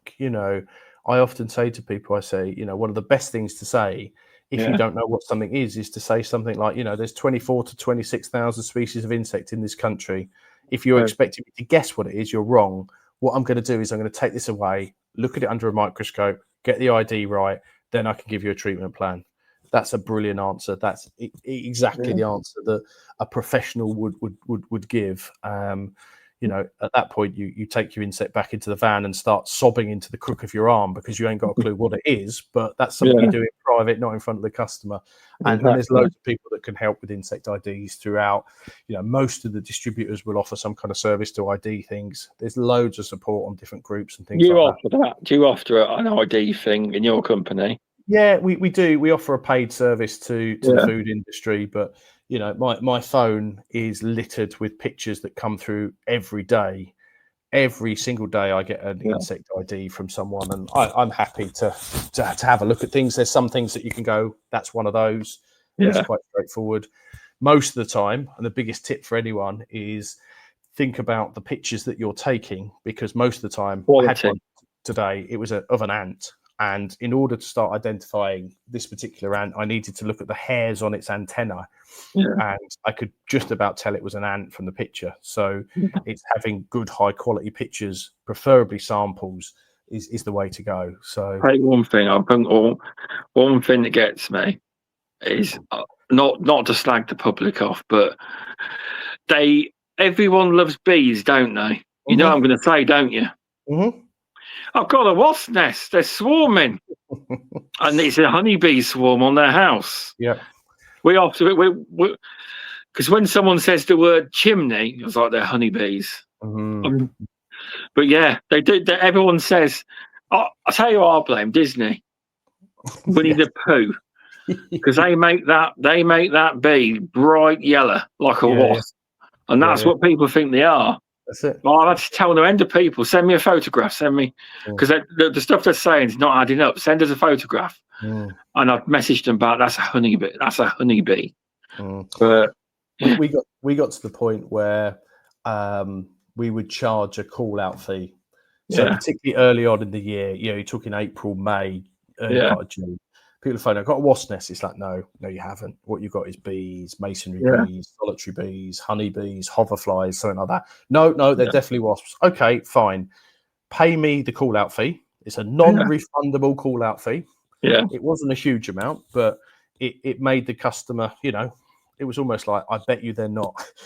We've changed something recently where we say to the customer, if you tell us that it's a wasp nest and you've made the mistake, because we're quite happy for you to send it a photograph for free, but if we turn up and they are honeybees, you're still getting charged, and we're leaving without doing anything, because at the minute we're quite busy. We are absolutely, and it's a skill, it's a service, isn't it? It's we don't. If they want to send us a photograph, we don't charge them for that. Oh no, we don't. But I can't do that, and then you get there and say something I've recently implemented, so it's because but it's a part of learning, though, isn't it? It is definitely, and that's what we're here for. Why would we? If someone opened the bonnet of a car and said to me, point to the carburetor, it's not my thing, I wouldn't have a clue. Exactly. I'd be like, it's that one, I guess. I don't know. It's just not my thing. I would rather pay someone some money, come and do what needs to be done, because I value that service. And at the end of the day, insect identification is a valuable service, as well. Exactly, it is. Do you enjoy being part of the trade body, the BPCA on the board? Is it something you really enjoy? Yeah. Where's he gone?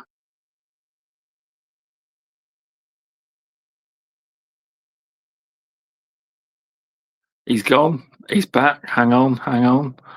There we go. He didn't really want to talk about that. He's like, all right, I've had enough. I'm gone. Left. That was it. No, that's so much I enjoy it. No, I really enjoy it. I enjoy, I'm very passionate about this industry. I love the industry. I can tell. I'm very keen for people to come in to see this as a viable job. And that's one of the things we're looking at with the academic working group, is to liaise with universities so that people leaving university who maybe have studied zoology, entomology, animal behaviour can see our industry as a viable industry to make a career out of, like I have, like you have, like many others have done, and get a lot of value out of it. I love the fact that I use science every day. I love the fact that I'm talking about pheromones, I'm talking about insect identification, I'm talking about behaviors, I'm talking about resistance, I'm talking about chemistry, I'm talking about all these different things. And the bit I love is about taking those concepts and putting them into understandable terms. So I love the work I do there. I love being involved in the discussions. I love seeing the passion, and I'm sure it's exactly the same on the NPTA board. Well, I'm new. See, I'm new to this world. I only became a board member this year, but I've learned a lot, because I'm a part of the Pest Tech Committee, and I'm learning a lot. I'm learning all the time. Yeah. I've learned that certain things I shouldn't say online. I learned my lesson there. I said, but in general, I say what I like usually, but you've got to be a bit politically correct as well. Yeah, but I have learned a lot. It's all about learning. I've learned so much. I have. Yeah, and I think it's easy, and it's easy to sit back and for those who are not involved with a trade association to kind of think, well, what's going on behind the scenes, and there's an incredible amount of work that's done. Yeah, there is. Board members, committee members, people who volunteer their time, energy and effort to try and make the industry a better place. And it's open for all members of organisations. And I was really pleased with the new lot of people that we've just inducted onto the board. in the last month or so, there's a lot more. One of the challenges I put to the board is, I was saying at the BPCA, I didn't feel we were quite representative enough to the smaller companies, and now we've got a lot of people from smaller companies, so we're hearing that voice, and it's important that we hear everyone's voice. It's important we hear the small companies, the big companies. We hear from rural pest controllers, city centre pest controllers, manufacturers, distributors, consultants. All of those people, we need to have that voice, and we need to be strong, because every single tool in our toolkit is under threat. And if we do not start really getting people to take us seriously, and this is what ties into the professionalism in my book. And this is, I've tried to stay away from, the changes in the academic qualifications that are coming through in the industry, because for me at the moment, it's just I've not got enough headspace to take all of that on. But you are a seriously busy bloke. And I just think, upping our level to a level 3, level 4, whatever it may be, will help us to have our voice heard. At the moment, we are, our voice is not strong enough as an industry, and that I was very pleased with. I don't know if you saw, the BPCA got a new chief executive, Regina, very strong background in Parliament. She's got lots of connections. She's done lots of lobbying work in the past, and I think that will be really good for the sector, for everyone in the sector, whether it's about glue boards or insecticides or just getting the pest control voice heard. And I think I like the fact that I'm part of it. I like the fact that I'm having an influence. I like the fact that I can air what I believe is right, and generally, I don't think there'd be many that would disagree with wanting to be more professional. I don't see how people would not want to do that. And I like the fact that I'm sitting there, I'm helping to make decisions, I'm influencing things in a positive way, and trying to make the industry better. And I've had a great time in the industry. I'm not planning on going anywhere soon. But I've taken out of the industry a lot. It's given me a lot, and I'm fortunate enough to be in a position where I do have some time that I can dedicate it. It's a big commitment, It's sort of going on board meetings every couple of months, and travelling up to Derby, and online meetings, and helping out with this and helping out with that, and engaging with that. It's but I enjoy it. It's good. It's like me. I never thought, when I seen it, I always wanted to be like some kind of on somebody within the industry. And when I went through it, I never thought for 1 minute that they would want someone like me, because I'm quite outspoken, and I'm not corporate. I'm from small business. I never thought for 1 minute that I would get picked, but I did. But I told them in the interview that if I don't agree with you, I'm going to tell you how it is. I'll say it nicely, but and they say, that's exactly what we want. Good. That is. Good. And that was the point I was going to make as well. There's nothing worse than people, I think people who don't have an opinion or don't have a different viewpoint. And I like the fact there's positive challenge. It's something I do a lot of. It's positive poking, I call it. And it was I used to work with a guy, a really good guy. His name was Colin, and Colin introduced a thing. He was from food manufacturing, and he said in a lot of their meetings they appointed one person to be the nightmare person, who would disagree with everything and try and derail everything, every discussion. Because you suddenly had this kind of a group of people saying, I definitely think we should change our colours to blue. And this nightmare person would say, blue's the worst colour in the world. It's terrible. It definitely should be red. And he was just there just to spice things up and get people thinking and challenged. And that's really important when you're looking at strategy, when you're looking at direction of travel. I think that's so important. So important. And I think we are, if we look at our industry, I reckon the majority of pest controllers in our industry, or members of NPTA or BPCA, whoever you want to look at, the vast majority of those people, I think, come from small businesses, and we're talking less than 3-4 people within those, I think. And they're the people who are super important to engage with, to hear their voice, to make sure their voice is coming through. and to make sure that they are supported, because there are misconceptions, certainly with the BPCA, that it's only for the big boys, it's only this and that. And there's a lot of small companies. I know people that are in the BPCA that are very small, one-man bands. Yeah. So there's all sorts. There is. And I was, when I started my business, I was a member of both trade organisations, as Veritas is. Veritas is a member of BPCA and MPTA.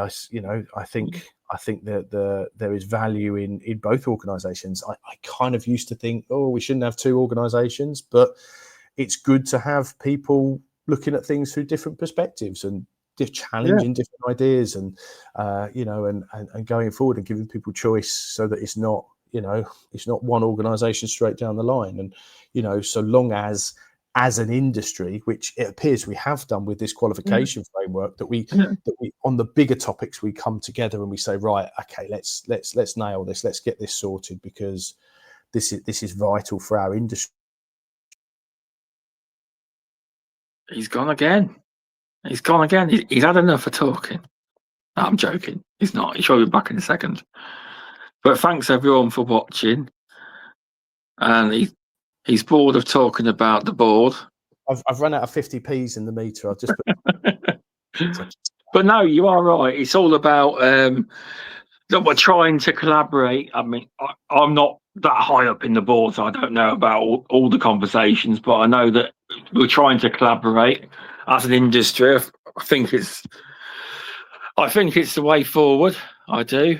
Trying to be more collaborative, and just see him come back in just a minute. He'll be back.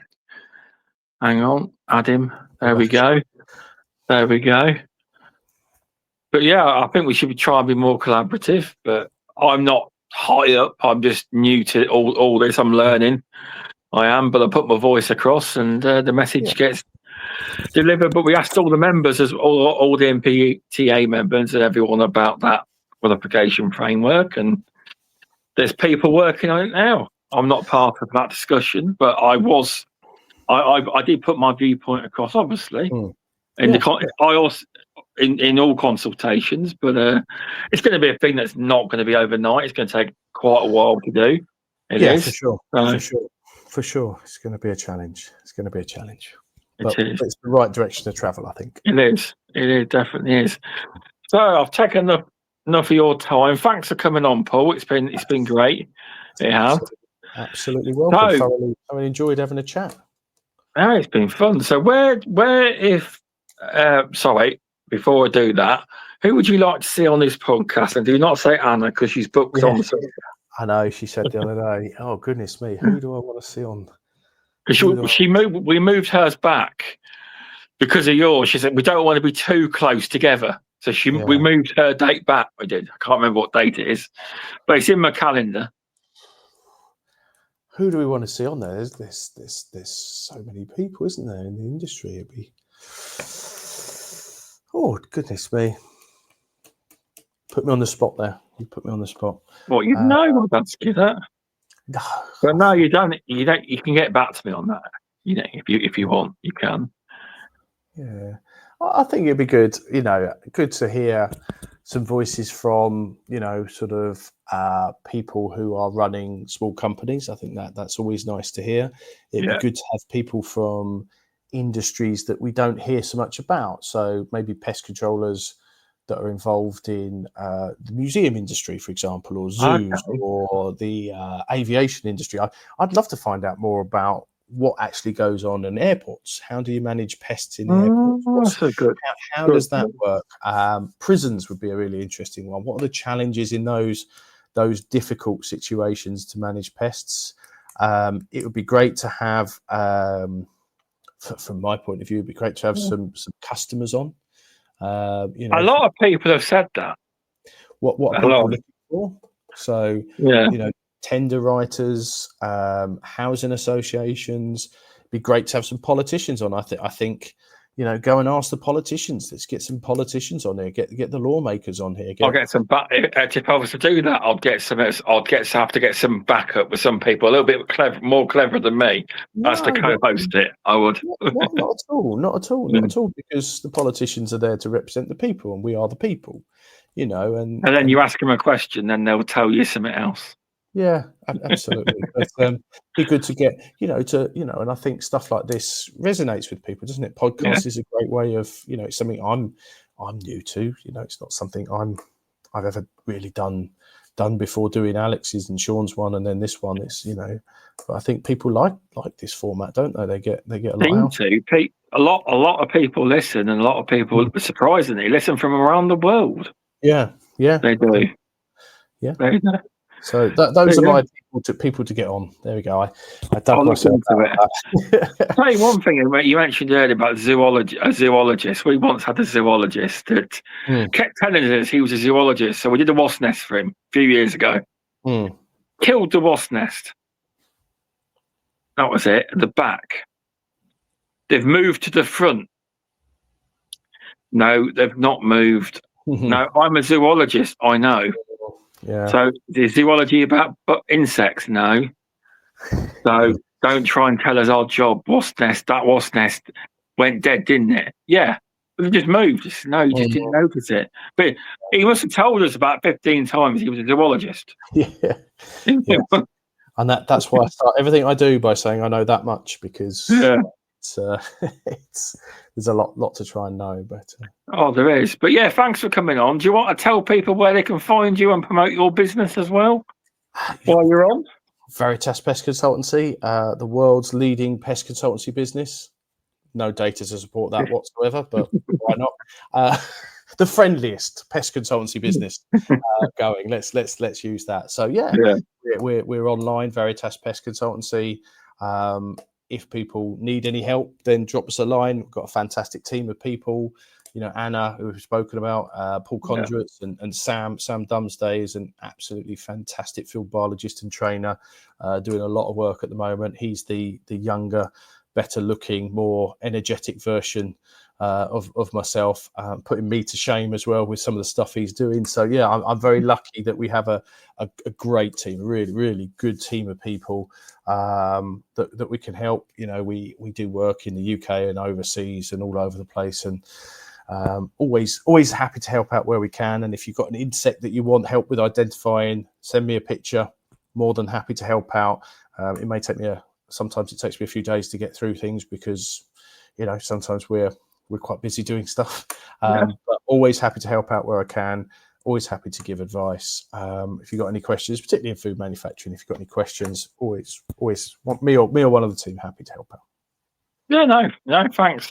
That's quite helpful for people. I will put the website link, etc., in the bio as well. Yeah, thank you. So thanks for coming on, and I'll let you get on because my phone's now down to 6% battery. So let's go before it dies completely. Absolutely. But hopefully, my next podcast, the PC, the player, it keeps coming up with a status break error on the browser. So I don't know what it is. But sounds like a job for the phone worked out more. We got there. Right, thanks, Paul. See you soon. I'll speak to you soon. Well, thanks, everyone. No worries. See you soon. Thanks. Bye. There we go.